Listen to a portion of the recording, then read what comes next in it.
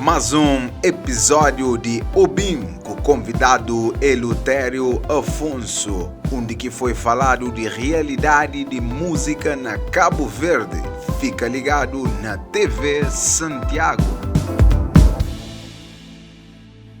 Música é aquela manifestação cultural que está na interface entre dimensão material e dimensão imaterial de natureza humana.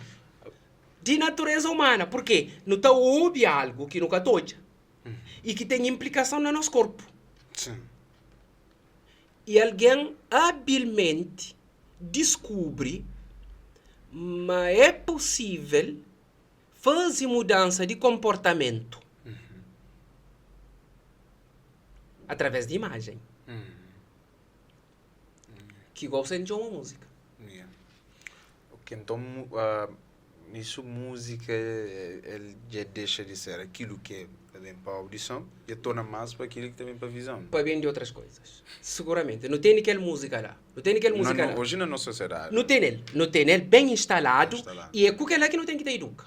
Não tem que trabalhar na escola com professores competentes para projetar na parede para falar assim, olha, se este que ele te acaba, depois ouve que ele te acaba.